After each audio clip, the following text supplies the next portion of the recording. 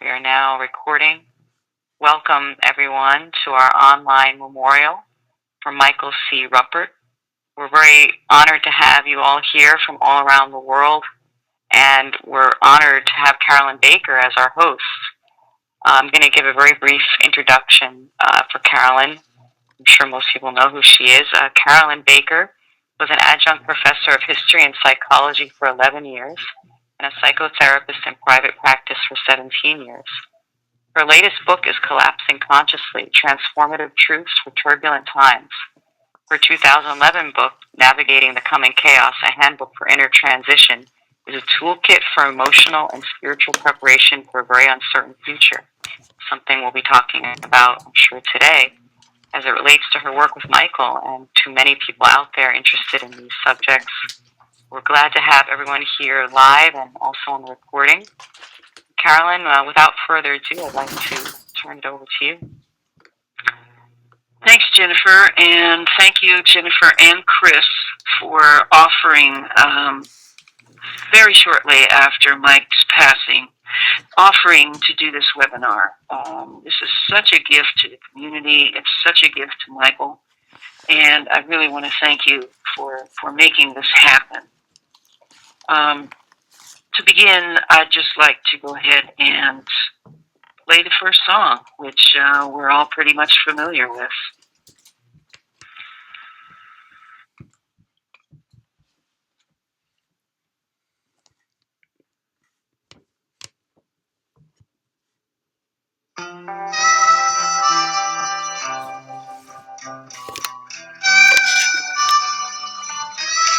All the street lights around me in the wall-to-wall prison of my city, flickering dirty neon over alleys, mean and dirty streets, while my neighborhood is torn down around me. Too many people on the zombie street, and the sirens make an eerie sound around me. Makes me cold, makes me hot, makes me freeze. It's getting hard in the inner reach, ever strange beneath the streets, all around where all the light waves meet, and dance in secret.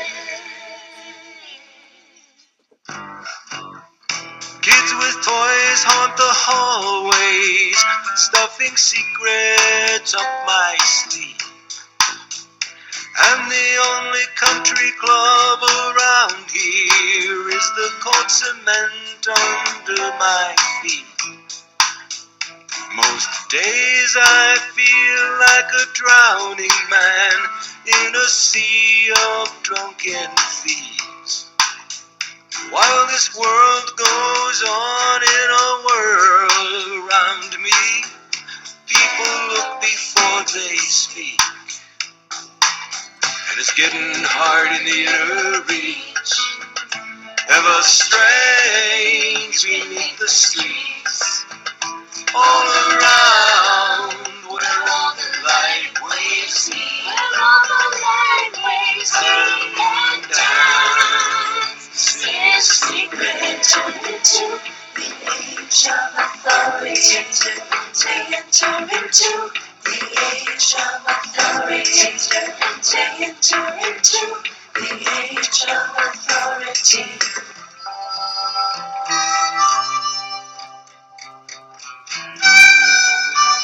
When the explanations don't explain and the conclusions don't conclude,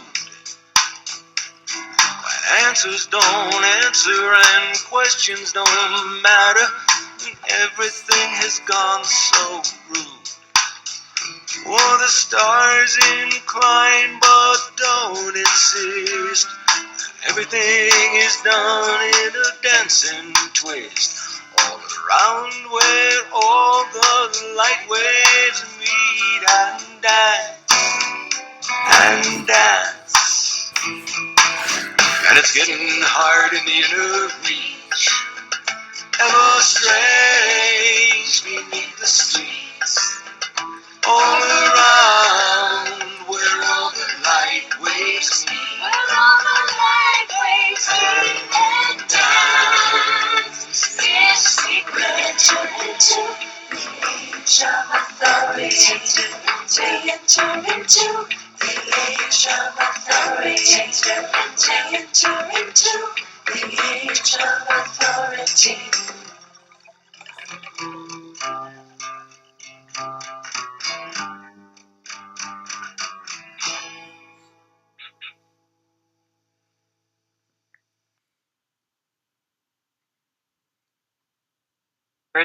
From New White Trash, the band that Mike was very much involved with, and many of you recognize it as the theme song for the Lifeboat Hour. I remember in 2009 when New White Trash was making these recordings and putting the album together, Mike calling me from time to time and telling me how that was going. Beautiful, beautiful lyrics, and the song, a very powerful song that I will always, always be moved when I hear and be thinking of the Lifeboat Hour. Before I get into kind of forming a little structure here and giving some ground rules for our time together tonight, I want to read this poem by John O'Donohue. And John O'Donohue passed away in 2007 at the tender age of 56, I believe. He died very peacefully in his sleep, and I'm not sure that anyone ever knows what the cause of death was. But he wrote this beautiful poem for someone else, saluting them in their death. They had passed away, and John wrote this poem. And this poem kind of came to me tonight as a blessing, because that's the English word for the title of the poem, Beanacht, which is Gaelic for blessing. And this is for Mike. On the day when the weight deadens on your shoulder and you stumble, may the clay dance to balance you.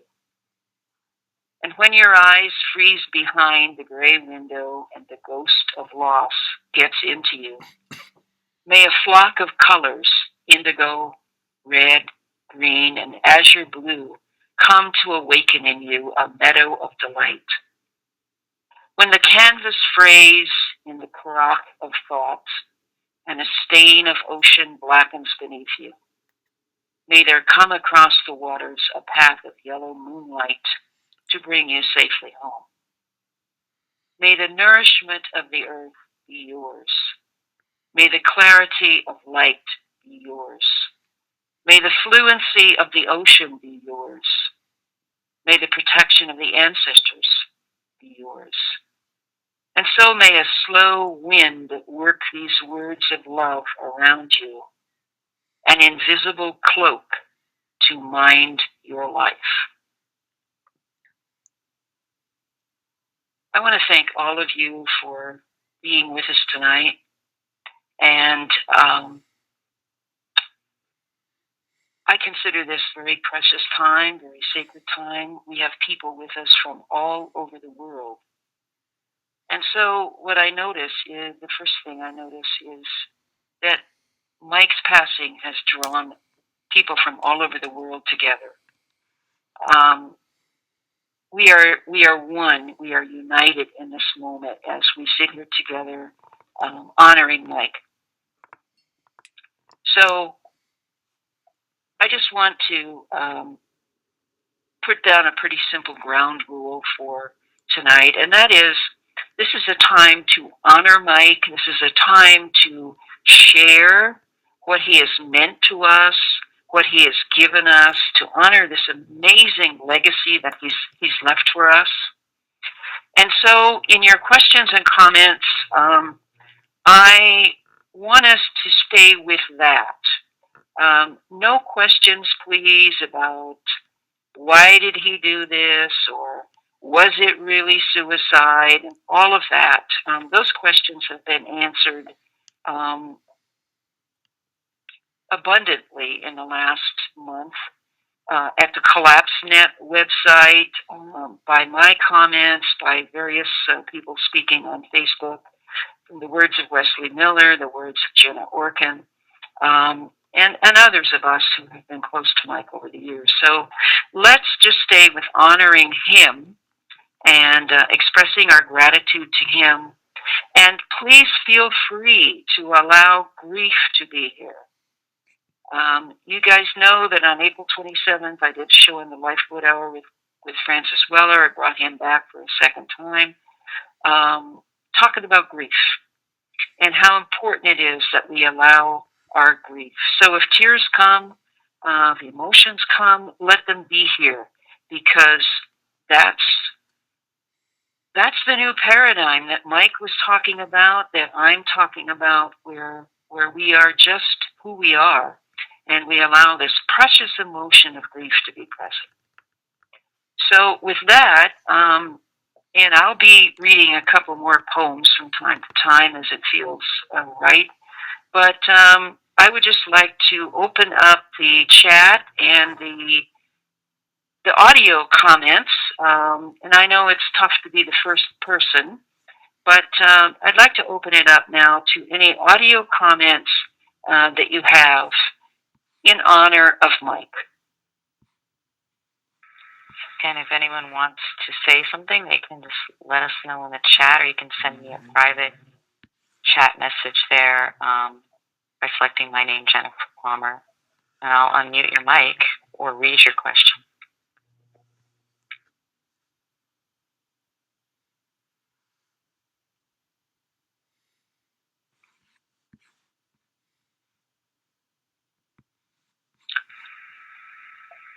We don't have to be eloquent or flowery in our comments. We just speak from our hearts. I know that that's what Mike would want.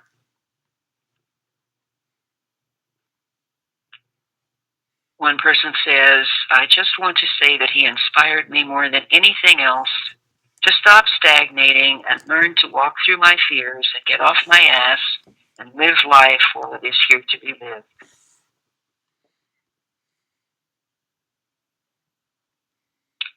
Michael C. Ruppert, I very much appreciated all you taught me about the real way the world works.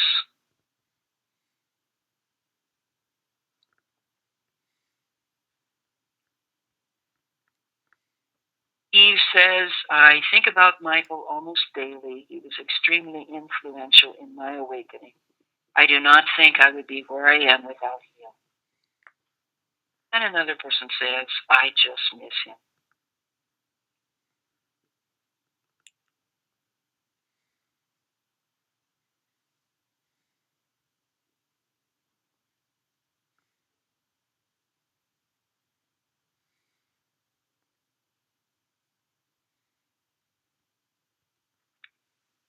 This time is really about all of you guys.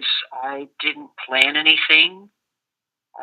This is a time for all of us to speak, to share. I have someone who wants to speak. Please. Carolyn, whenever you're ready. I'm ready. Yes, okay, great. Rich, if you want to go ahead, I have unmuted your mic.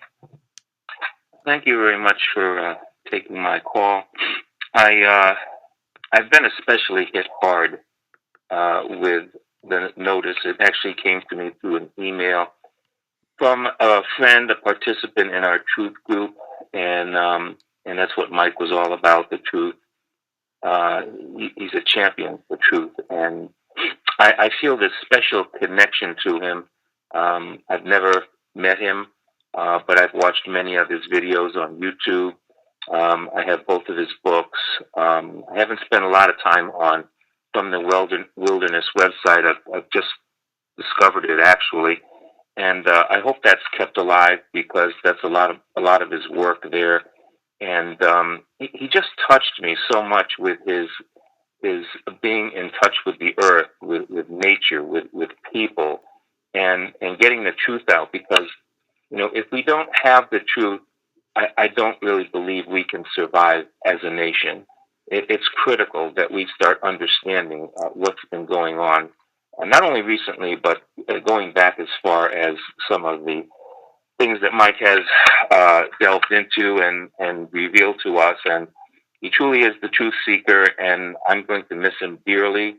I lost my own mom and a dear friend within the last year, and I can tell you that this even hit me harder than those two deaths on Easter morning. I just couldn't get to sleep. I cried for 3 hours straight, and it's still difficult for me because he's so good, and he just represents everything that's good about this earth, and his being in touch with his new spirituality, and so it saddens me to even talk about it. But I love him dearly. I'm going to miss him, and thank you for taking over the show, Carolyn, the Lifeboat Hour. I really appreciate that. I know he would want that to continue. So thank you very much. Thank you, Richard, for your comments. And I'd like to read one from Cindy. Mike took away my innocence, made me grow up in my 50s.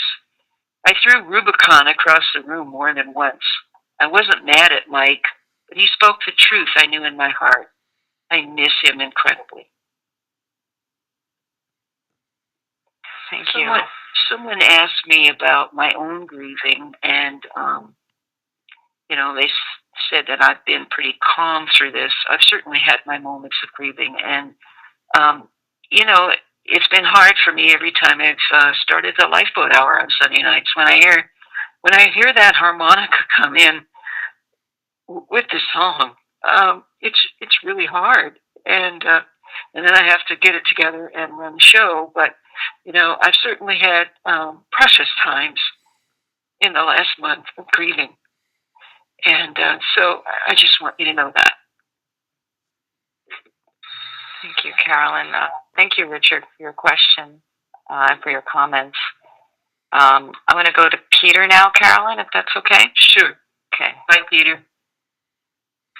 Peter, you're on. Hi, can you hear me? Yes. Okay. I just wanted to say, I saw Mike's movie. I rented it at a store a number of years ago, and his movie just changed my life. It changed my whole worldview and changed who I thought I was and what everything else was in this world. And it's bringing me back to the earth. It's bringing me back to the planet, and it's brought me a lot of fear. It's brought me a lot of other things, but mostly I think it's brought me love. And it's brought me love for everybody again. And I had lost that through addiction and a number of other things in my life. And I understand that Mike was also an addict.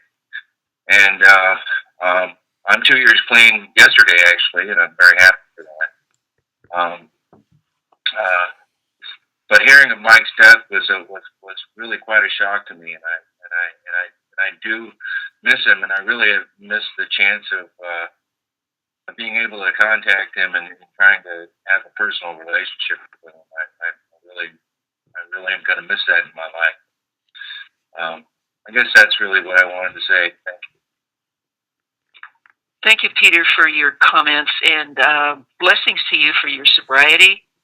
And thank you for just bringing in that really important word, love, because with this passing, the bringing us together in connection, he's bringing us this opportunity to love each other, to love the earth, to love ourselves, and to really value the deeper things that he's given us and that the earth has given us. And I just thank you all for expressing that and for being here. Thank you, Peter. Thank you. I have Randall up next. And Randall, I gave you camera rights. If you look under the video window right now, you should see a little, yep, you got it. So I'm going to unmute you now. There you go. Hi, this is Randall. I'm from Northern California, and I'm a pilot for American Airlines.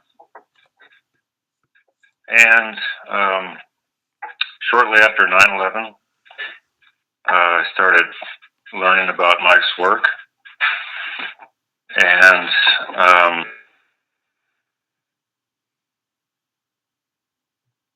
colleagues were.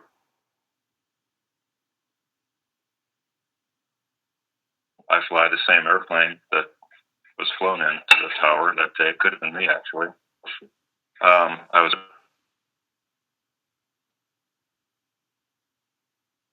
Mike was pivotal in making me understand what was really going on surrounding that event and a lot of other things. And I had the great pleasure to meet him shortly after his riding of the Rubicon at an event in Hopland. It's called Soul Fest. It was in 2005. And I had the great pleasure of spending about 10 minutes with him. And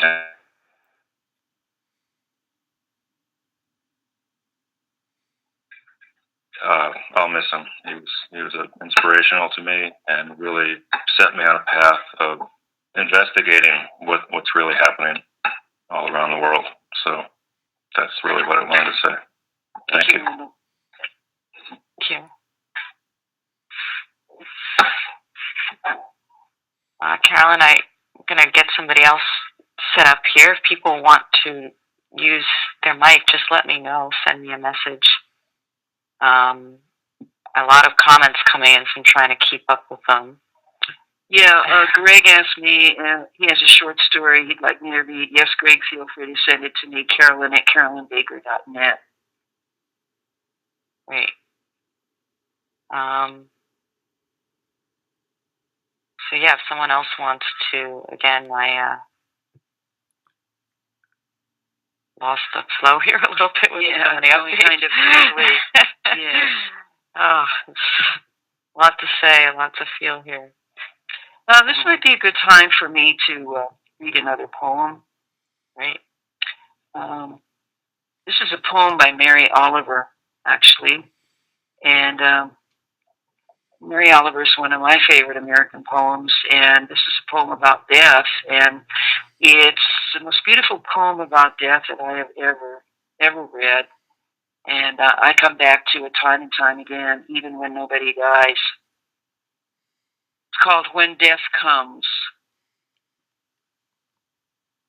When death comes like the hungry bear in autumn, when death comes and takes all the bright coins from his purse to buy me and snaps his purse shut, when death comes like the measles pox, when death comes like an iceberg between the shoulder blades, I want to step through the door full of curiosity, wondering, what is it going to be like, that cottage of darkness? And therefore I look upon everything as a brotherhood and a sisterhood. And I look upon time as no more than an idea, and I consider eternity as another possibility. And I think of each life as a flower, as common as a field daisy, and as singular. And each name a comfortable music in the mouth, tending, as all music does, toward silence. And each body a lion of courage and something precious to the earth. When it's over, I want to say, all my life I was a bride married to amazement. I was a bridegroom taking the world into my arms. When it's over, I don't want to wonder if I have made of my life something particular and real. I don't want to find myself sighing and frightened or full of argument. I don't want to end up simply having visited this world. Mary Oliver. Wow. Carolyn, I have Shay here would like to say something. Yeah, okay? Hi, Shay. Shay, you're on. Thank you for giving me the opportunity. I first became aware of Mike, like so many people here, shortly after 9/11. When a friend introduced me to peak oil, and I discovered from the wilderness. And following Mike's revelations through all of the many years, and watching the proverbial rabbit hole just get deeper and deeper, it just took my breath away. I realized that there was true evil in the world, but I really had no concrete way of viewing what it might look like in our everyday world. And Mike revealed that to all of us. And then when Crossing Rubicon came out, it was right there in black and white, one bullet point after another, and it didn't go away. Keep going back and reading it again and again. And you could look out in the world at the headlines, and there it was, just as he said. And when he went to Venezuela, and the times of all of his troubles, and then the last few months, the whole bit of it. The thing that's most impressive about him to me is that through everything that he saw and that he told us about, he reported to us about in great, solid, legal type detail, the evil, the blackness, the darkness, the inhumanity, all of those things. The one thing he never did was he never lost his heart. He came through all of that with his heart intact, and he shared that with all of us. And to me, that demonstration of what he was able to do, keep his heart in the face of everything that he knows in much more detailed and personal ways than any of us will ever know. That one fact, he kept his heart, he kept it open, and he shared it with all of us. And that thing that's important to all of us to turn around and to give out to the world and to remember him. Thank you. Thank you, Shay. Thank you, Shay. Carolyn, I have Warwick here. Would like to say something? Sure. Okay, Warwick, you're on. I still can't believe what actually happened, but I thank you for letting me have a word. Michael had a huge impact on my life. In many ways, he had time for so many people. I don't know how he did it, but those of you that often got involved in the chats on his Facebook, I've changed my life so radically in a lot of ways, and braced up for the collapse. I've gone through various things with family and stuff, but that's the one guy that was a compass for me, and it's a loss, and it's a loss. But thank you, and we're all going to miss him so much. Thank you. Thank you, Warwick. Carolyn, I'm going to get some more people set up, but if you wanted to talk or address anything at this point, just give me another minute or two here. Sure. Thank you, Warwick. Yeah. Some people have commented on Mike's visit to Seattle and his feeling overwhelmed as he went up to Seattle to do the big shoot for National Geographic TV. It was his first time really in a big city after being in the valley that you see him in this picture in Colorado. It's very isolated and laid back when things are very quiet. So it was a big culture shock for him. And I think in many ways it was overwhelming, but certainly not a cause of death or anything that drove him over the edge. There were just a lot of factors which many of us who are close to him have been talking and writing about for the last month or so. So one of the things that's really important to remember, and I consider that all of us, everybody listening tonight, everybody present, all of us are doing this work, whether we are writing articles and books, whether we have a radio show, whether we're really out there in a big way or not. We're all doing this work because we're carrying around with us this knowledge, this truth that Mike and many others have shown us. And it's a heavy burden. And so we really need to take care of ourselves. And that's what so much of my work is about.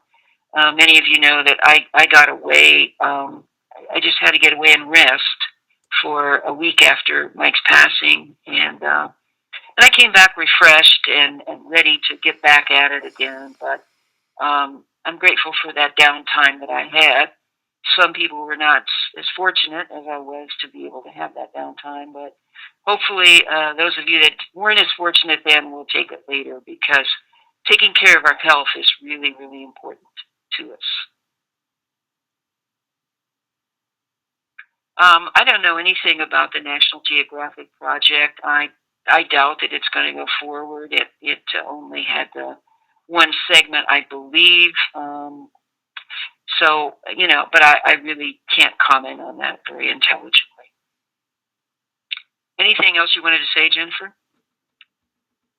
Yeah, well, I have Morgob here.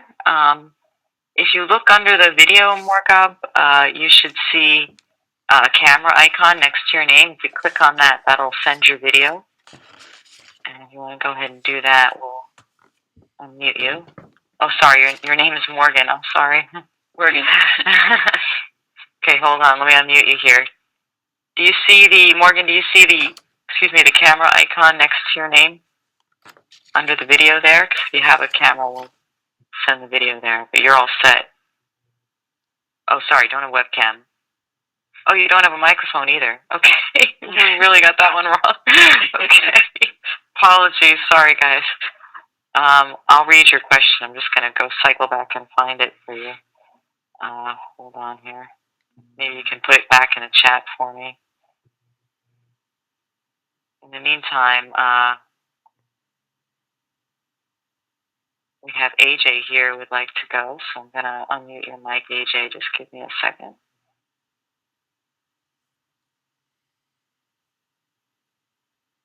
You're all set, AJ.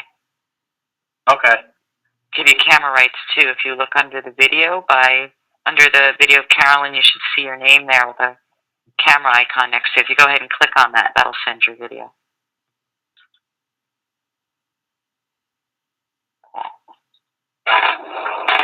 Got it. Great. I guess, yeah, with Mike, it was no turning back for me when it comes to crossing the Rubicon. It was a Rubicon that I crossed myself.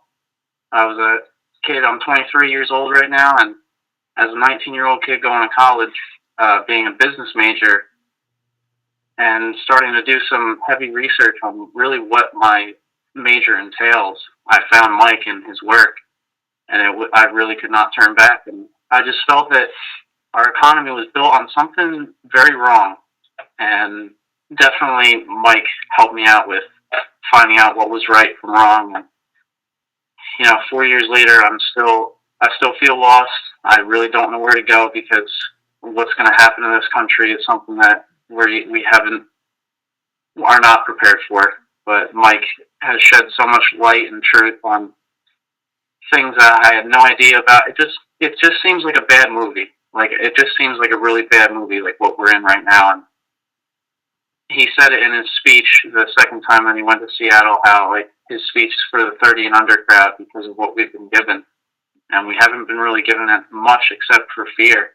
And one thing that Mike has given me is a sense of just facts, which are just so, they just slip through the cracks and slip through our fingers every day. And he was just a true share, and I just am forever grateful for that. So that's all I need to say. Thank you very much. I'd like to read a comment from Gail, who says, being a child of the 60s and all the strife in those years opened the door, a crack on how things really are. On a night in 2005, I found a chapter of Crossing the Rubicon while surfing the net. It scared me and opened the door all the way. It did change me enormously.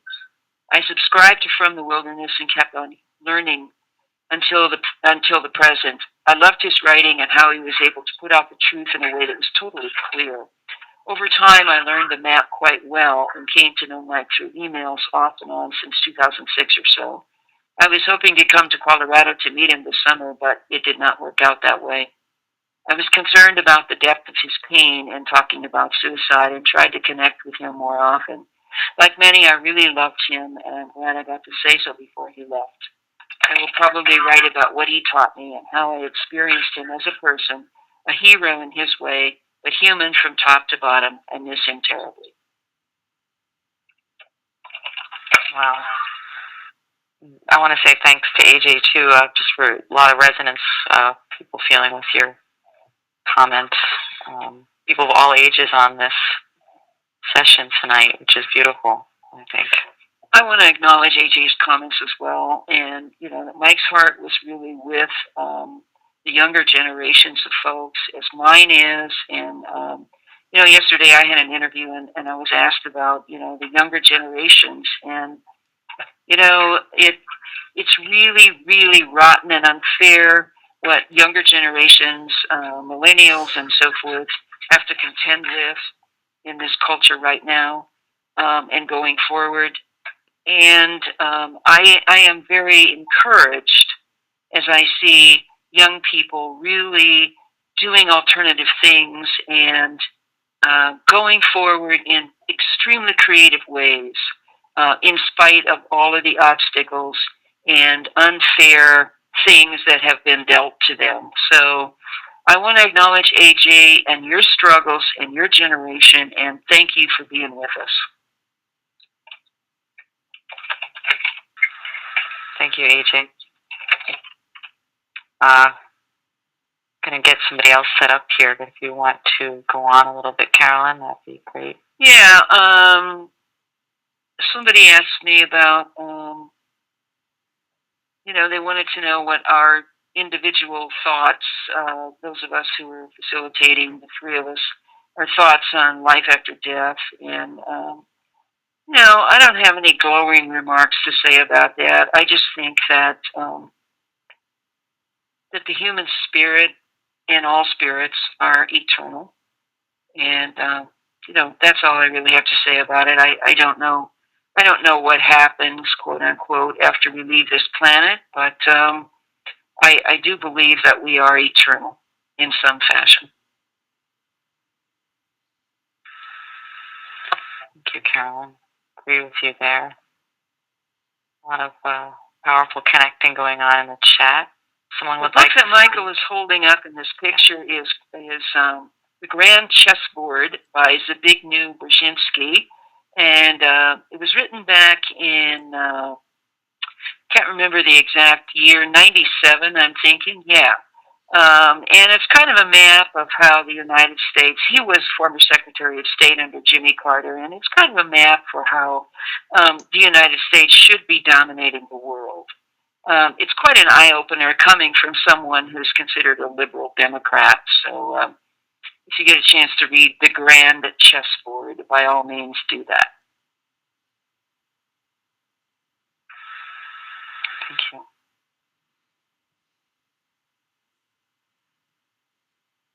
And it certainly makes a lot of sense when you think in terms of what's going on right now in the Ukraine. You can understand that geopolitically a little bit better if you read The Grand Chessboard. Again, if anyone wants to jump on with their mic or phone, just send me. You can also send me a private chat message, or my name is Jennifer Palmer, again, just in case. I'm sure.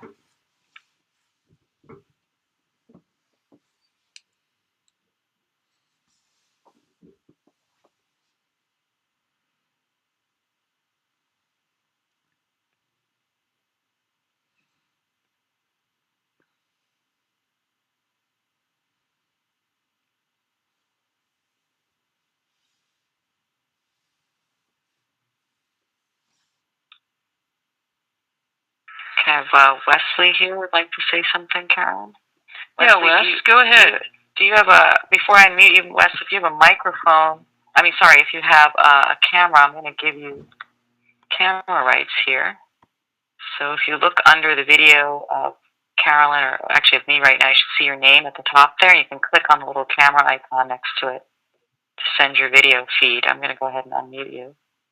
Wesley, you should be on. Can you hear me, Wesley? He might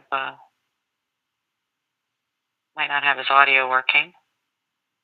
Wesley, we'll try to get you connected there. Just hold on. Maybe Chris, you can help him out if you're not busy. And if anyone else wants to jump in, sure, I've got some other folks here. Just give me a second. Edward, I'm going to turn on your microphone. 1 minute here.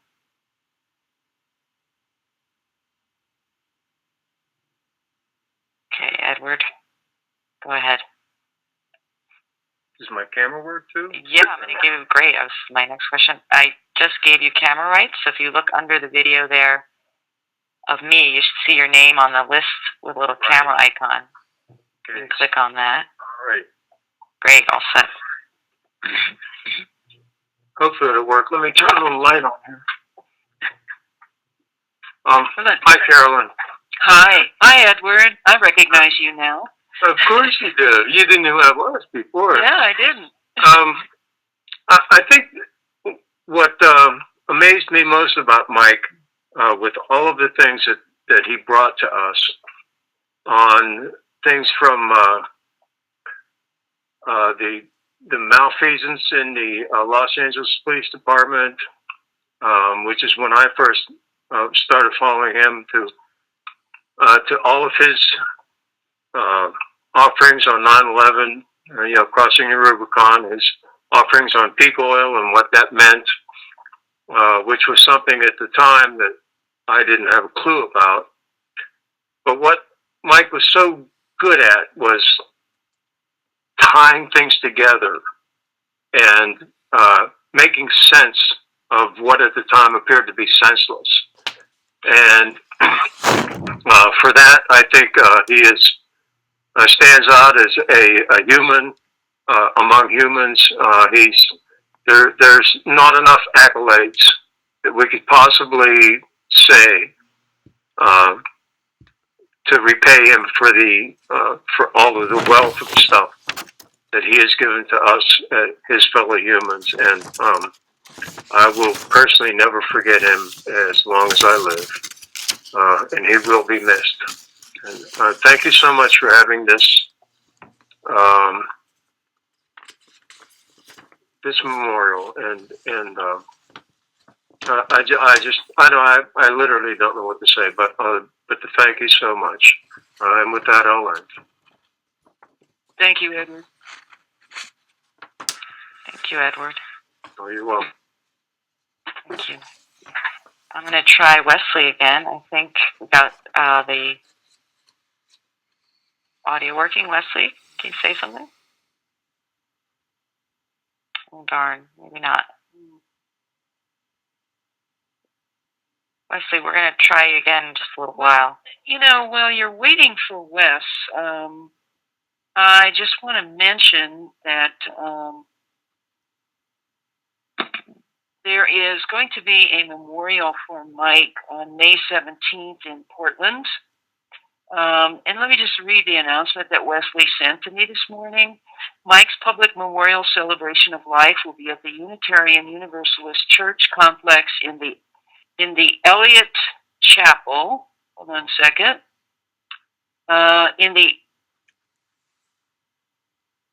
In the Elliott Chapel located at 1011 Southwest Main Street, Portland. We will start at 5 p.m. Pacific time, and we'll try to keep the program to an hour or less. I intend to show a video tribute to Mike, including his cremation, for those who care to view it. Following the video, we will have any eulogies offered by friends and close associates, and finish with a barn-burning eulogy speech from me. I will be saying his name loud and clear with his message and my own. Jesse Ray, his partner, will be there, and maybe Rags too. Even though we will video the entire event and put it on YouTube, we need an audience to send Mike out right. If you can be there, please be there. We will also have 2 cases of Mike's books to sell from his private collection, Crossing the Rubicon and Confronting Collapse, if you are interested. We'll sign and certify it if you want. The proceeds will go to Jesse Ray. Please RSVP to me if you would like to speak. And the email address is CEO at collapsenet.com. Everyone is welcome. The chapel holds 250. We would love to see it filled. CEO collapsenet.com. Is it working now? It is working now. Well, hello. I am so sorry. I have a ear problem there. I had to switch headphones. No problem. Wesley, it's Wesley, everyone. We got him on. So. Hi, Wes. Hi. Thanks for putting up with all that garbage. I wanted to echo what Edward was saying about Mike. And, you know, there's just no way around the fact that Mike Ruppert was an independent media hero. He had the biggest brass balls of any man, any independent journalist I've ever known. Starting with CIA and drugs, and Tailwind, and Peak Oil and connections to 9/11, and 9/11 stand downloaders, Pat Tillman, and now confronting climate collapse and Fukushima, and what's directly in front of us. He never backed down. He's the most courageous investigative journalist I've ever known of, and I hope that the people who pick up his legacy, guys like Jeremy Scahill and Glenn Greenwald, and I hope they can dig deep enough to go that far and keep up that legacy. We need that, because without it, we're blind. And I really want people to remember him for that more than anything else. He never feared the truth. He kept digging for it. So, am I coming across okay? I can't tell. Yeah, Wes, we can hear you, and thank you for that. You're absolutely right. I mean, there was nobody in the media, and probably never will be, like Mike. No. And by the way, the Portland Memorial is Portland, Oregon, not Maine. Yes, and I promised a barn burner speech, and what I'm saying by that is I want to deliver Mike's message, his last message, loud and clear, and I'm going to say his effing name like he wanted us to. The reason we made that video was very controversial, but you can't say his name in the media without bringing up the issues that he addressed. And let me tell you a little quick story. Janet and I have been dancing around with a New York Times reporter, wanting to do Mike's story, and his editors are blocking it. Same old story, because it's Mike's name, it's who he is. We confronted him directly with the CIA having some influence over the New York Times. Had a little fun with it, twisting their tail a little bit, I guess. Jenna confronted him directly on that, and I got a good laugh out of it anyway. But that's it. There's been a mainstream blackout, except for Abby Martin on RT and a couple of local papers in Napa County. There's been a mainstream press blackout because you can't speak about Mike Ruppert without speaking about our human predicament that we are in right now. Climate collapse, peak everything, Fukushima, and it's all the issues that none of the funders of the mainstream media want you to know. So I'm going to scream that message loud and clear one more time, and I'm going to give my own message. I haven't given a speech in a long time. I used to be a trial lawyer. I used to do that stuff all the time. It's been a decade or so since I've really taken the mic, but I have my own much more positive message to give, and that is never give up.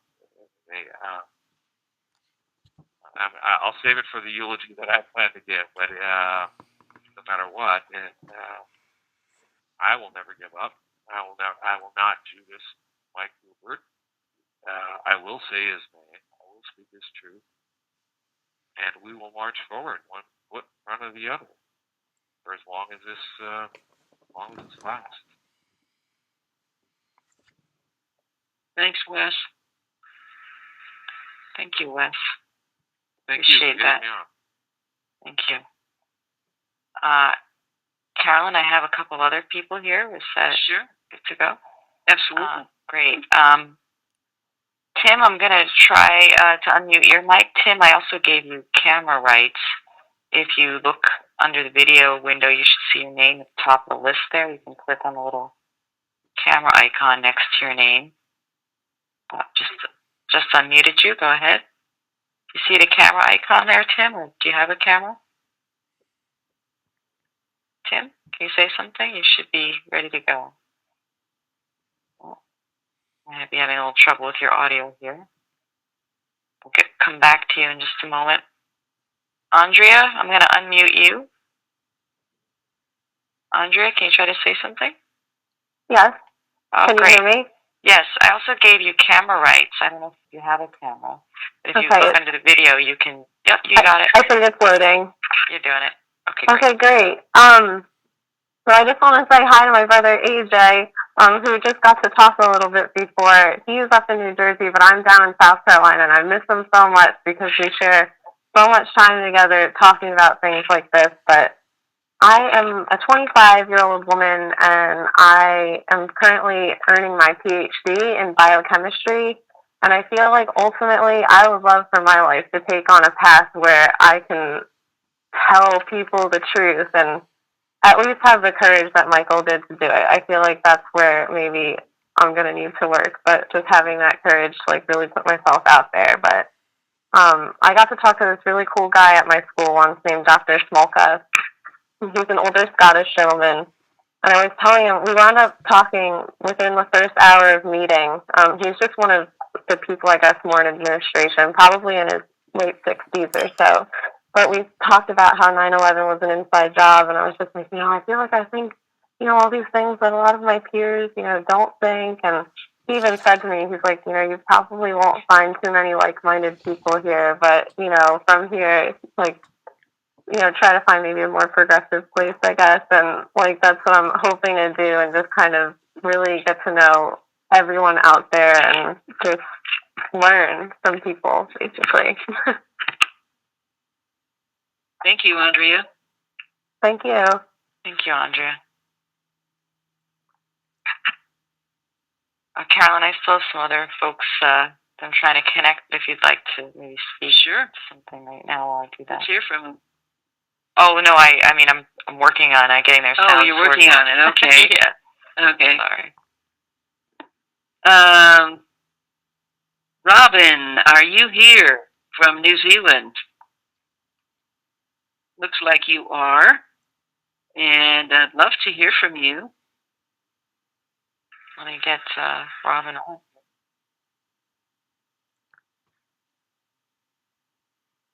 That, too, is amazing that we have people from New Zealand. Absolutely.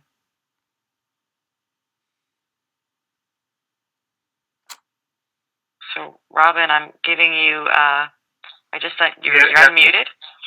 Do I select the thing with camera? Yes, with the video? You can click the little camera icon next to your name there on the list, and that'll send your video because I just gave you the video rights. I clicked it, but it's still looking the same. It takes a minute to load there. Oh, okay. Cool. Yeah. Well, really just go for it. It'll come in or not, but yeah, it's a really strange thing to have felt this way. I've never felt like this about a person before in my life. I've never met Mike. I've never spoken to him. I've taken part in a Skype conference, but I didn't see his face. But yet, I feel that I've lost a really close friend. And, at this stage, he seems closer to me than, many of my friends. And I have to say that I don't think that's any reflection on my ability to forge friendships with other people. Yeah. There's been a lot said about Mike, I just want to kind of stay away from trying to psychoanalyze him. We're all born with our own kind of karma and our own experiences. But Mike has done work that's second to nobody, really. Yeah. I'm finding this really hard to say. Yeah. Is anyone else there? I'm not really getting anything back. Yeah, we can hear you. Okay. Can hear you, Robin. Yeah. So I think that the best way in which we can pay tribute to Mike is to do what we're already doing. Mike often talked about bearing witness, and that's something that I've really picked up, and that's what I try to do and what I do. All we can do is bear witness. What else can we really contribute to, at this time? So yeah, that's really my say at the moment anyway. Thank you, Robin. And I want to read something that Wesley sent to all the panelists. This is a eulogy from Jenna Orkin. Some of it is cut out, but I'll read what is here. I mean, some of it just didn't show up, but I will read what is here. Jenna, like me, worked very closely with Mike during the From the Wilderness days, and she's also the news gathering person for CollapseNet. She lives in New York, and she's been in her daily reports of the news. She's been including some stories about Mike from her personal experience. And I think she's very well qualified to say the following. Mike Ruppert was a complex, brilliant, infuriating, funny, impossible, honest, in parentheses, usually, never boring, enraged, musical, competitive, generous, contradictory, dog-loving, horse-whispering, childlike giant who happened to be right about most of the important problems facing the world today. A psychologist once said, you can't have just a baby's foot, meaning you can't have the cute parts of a baby without the sleepless nights and dirty diapers. Similarly, you can't have Mike's unique gifts to the world without the upheaval he generated around him. To lionize him does not do him justice. He doesn't need it. He had his demons, both internal and external. In fact, he epitomized the old saw, the old saying, just because you're paranoid doesn't mean they're not out to get you. He once said, there is a deep flaw in me that is the source of everything I've done. Driven to flee his own devils, he fought far greater ones on the global stage.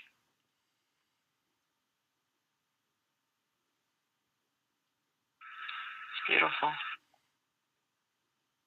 Carolyn, I have someone who'd like to speak. Is that okay? Sure, absolutely. This is Christopher. Christopher, you're unmuted. Everyone hear me here? Yes. Yes, okay. It's 4:00 in the morning here. I live outside of Stockholm in Sweden. Okay. Yeah. I would like, number one, to say, I would have liked to have met Michael.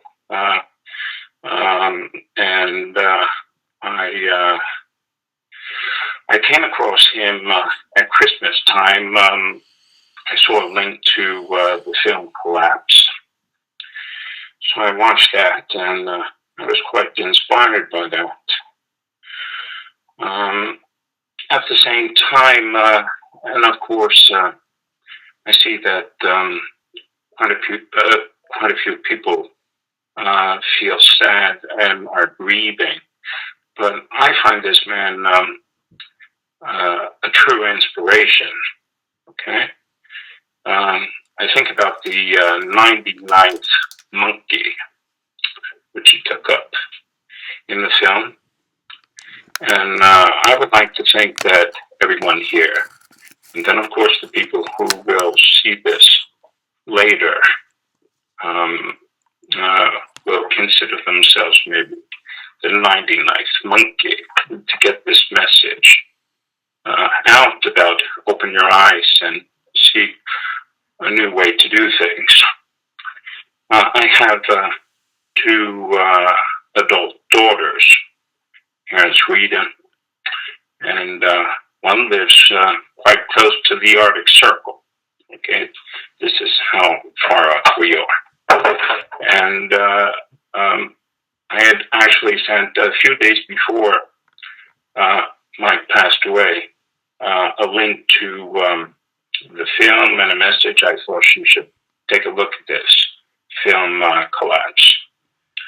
And I think that Mike's message will continue on, and surely people throughout the world will pick up on this, okay? I'm not good at this, but I would like to thank you all, and thanks very much for this memorial service, okay? Thank you, Christopher. Thank you. Thank you, Christopher. Do we have anyone else? Not just yet. Okay. So Mike was a real human being with demons like we all have. And I would like to tell a little story before I ask Chris to play the next song. This little story has to do with July 16th, 2006, when Mike and I were sitting at the kitchen table in his house that he was renting in Ashland the day before he went to Venezuela. And we spent the afternoon talking. We didn't know if we'd ever see each other again. And he was sharing a lot of his life with me, and we were playing music. He was playing different songs, various artists, and one of the songs that he played was Jackson Browne's Running on Empty.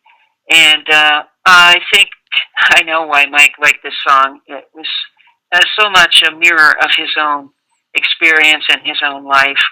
I think Chris has the lyrics for this either in chat or he'll be posting it as we listen to Jackson Browne Running on Empty.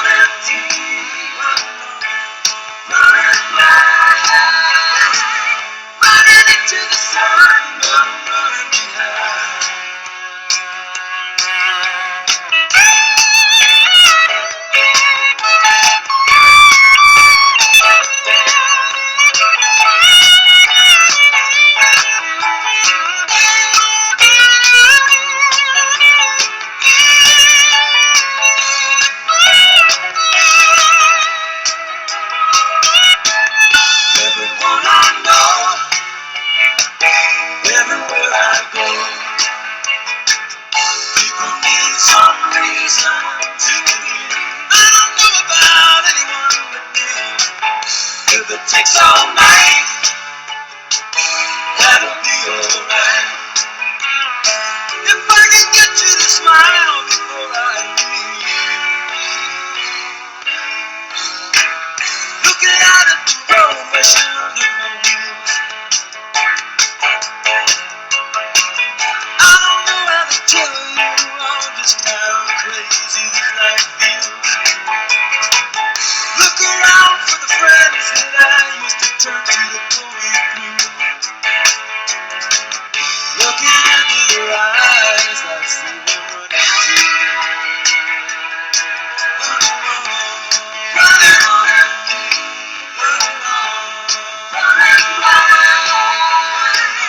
running into the sun, but I'm running behind. Honey, you really kept me. You know the way you look so kind. I'd love to stick around, but I'm running behind. You know I don't even know what I'm hoping to find. Running into the sun, but I'm running behind.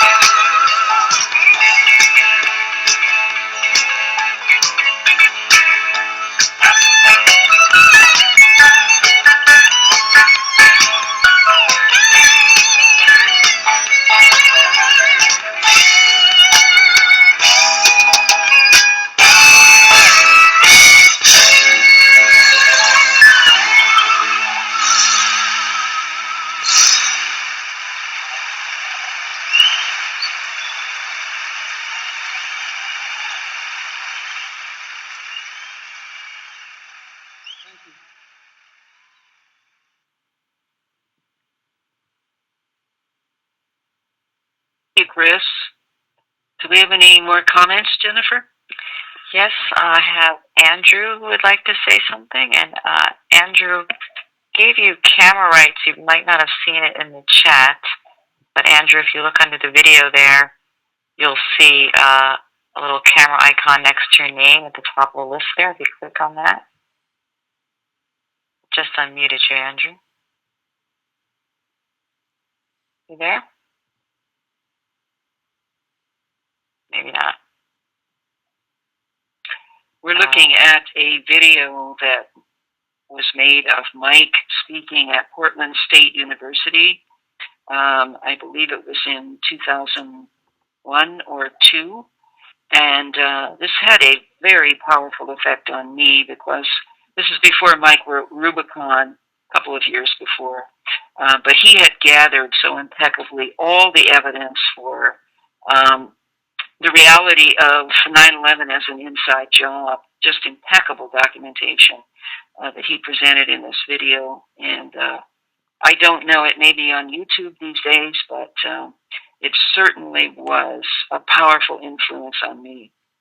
And then a couple of years later, I actually had the courage to show it in my history classes, and it was a winner. Maybe we can try Andrew again quickly. Andrew, you there? Am I coming through? Yep, you're there. Yeah, we hear you. Yeah, hi, Andrew. How's it going? Thanks for letting me talk. Sure. So I forget how I first encountered Mike a few years ago, probably through Collapse or the Truth and Lies of 9/11 lecture, and I thought, finally, someone who looks like him, talks like him, looks like, a regular guy who is not afraid to say what needs to be said and to back it up consistently. The things that he put on the record and what it took him to put them there are really without equal. Speaking new generation. I found out a few days after his death, when everyone was on Facebook and everywhere else. I was watching unused footage from Colette. Someone had posted that he and I were born in the exact same hospital, 30 years apart. So me and everyone else around my age, I'm 32 right now, but we're the new generation, really. We're the ones who really have to step up, because it's our future that's very cloudy right now. And I think we need more people to learn from what Mike did and help us clear the air, because we're really in the fight of our lives, and we need all our wits about us. And Mike, he may have known and felt many things that he never told anyone, but I don't think he ever had anything to hide. And I think there's a world of difference between those two. It reminded me, I wanted to end with a short passage by John O'Donohue from Anamkara, a book of Celtic wisdom. Carolyn, when you shared one of John's poems at the beginning, I remembered a few years back I had taken a long lunch break, gone to the nearest public library, happened to find this book, and copied several pages out of it by hand. Reading it again now, I think it really speaks to how Mike lived, what he was looking for, and what he found. I hope we can all learn from it. In everyone's life. Oh, can I? I'm sorry. It's just a few lines. Sure. Yes, please. In everyone's life, there's great need for an anamkara, a soul friend. In this love, you are understood as you are without mask or pretension. The superficial and functional lies and half-truths of acquaintance fall away. You can be as you really are. Love allows understanding to dawn, and understanding is precious. Where you are understood, you are at home.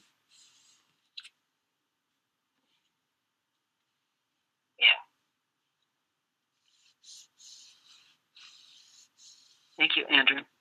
Thank you, Andrew. Appreciate that.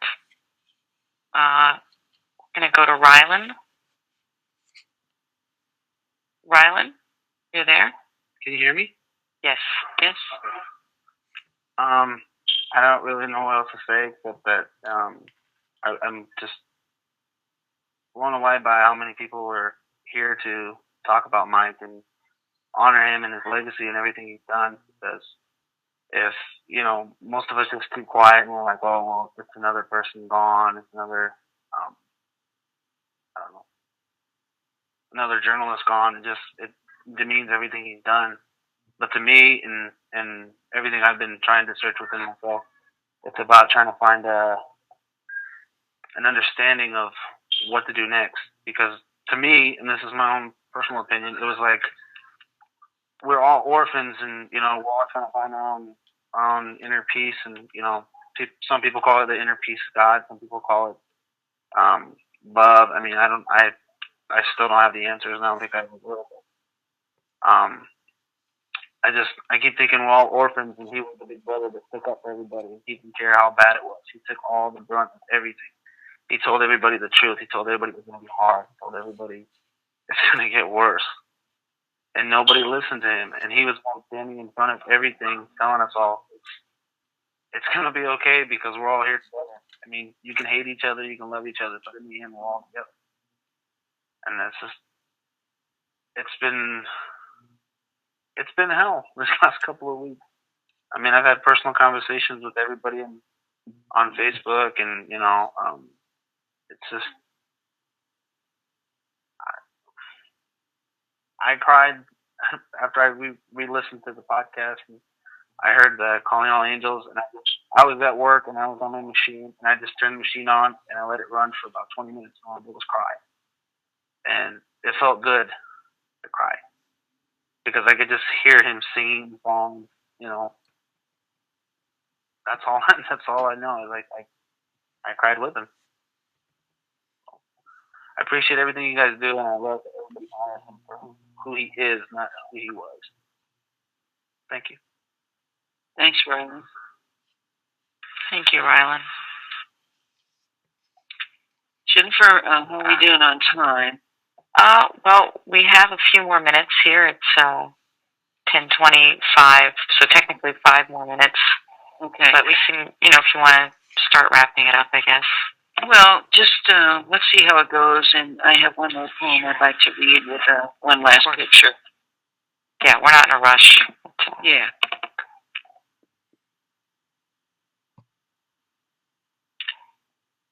This is the last poem that I would like to read, and I read this the other night on the Lifeboat Hour with Mike in mind. This is by Rashani, and she's a poet, a person poet who lives in Hawaii. And I keep coming back to this poem over and over again. It's so appropriate for where we are with this remembrance tonight. There is a brokenness out of which comes the unbroken, a shatteredness out of which blooms the unshatterable. There is a sorrow beyond all grief which leads to joy, and a fragility out of whose depths emerges strength. There is a hollow space too vast for words, through which we pass with each loss, out of whose darkness we are sanctioned into being. There is a cry deeper than all sound, whose serrated edges cut the heart as we break open to the place inside us that is unbreakable and whole, while learning to sing.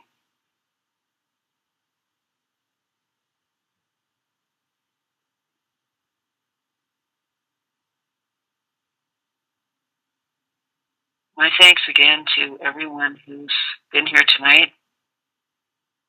And I hope that you will all continue to be with me on the Lifeboat Hour. I need your support, and I'm very humbled and honored that I can pick up this torch and continue for Mike.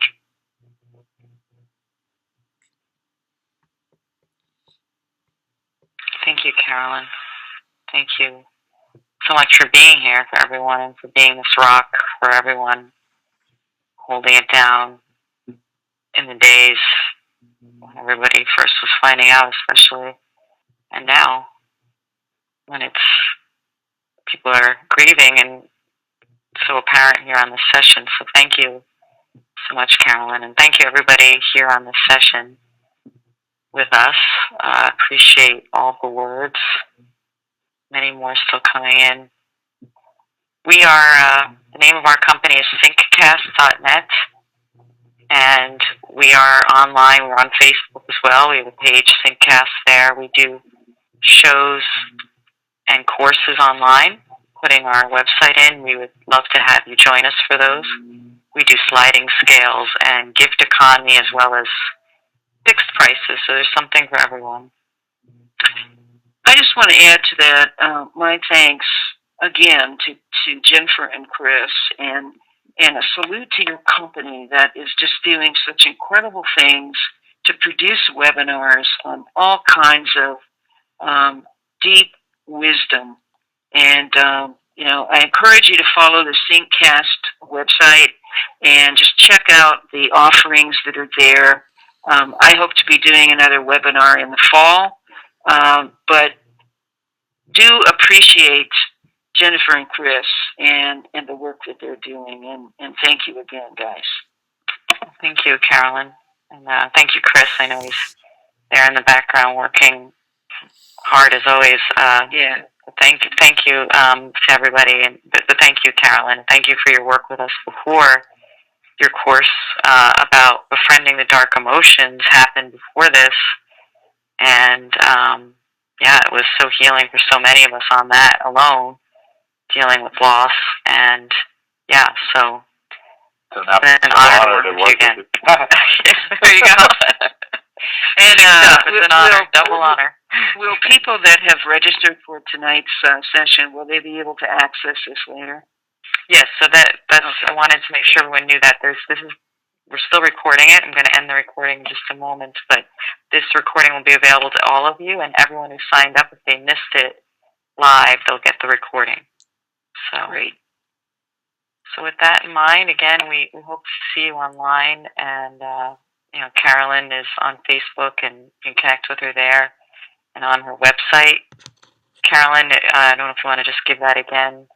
Yeah, my website is carolyn@carolynbaker.net, and please tune in to the Lifeboat Hour on Progressive Radio Network on Sunday nights at 9 p.m. Eastern Time. Great. Thank you again. I'm going to stop the recording now.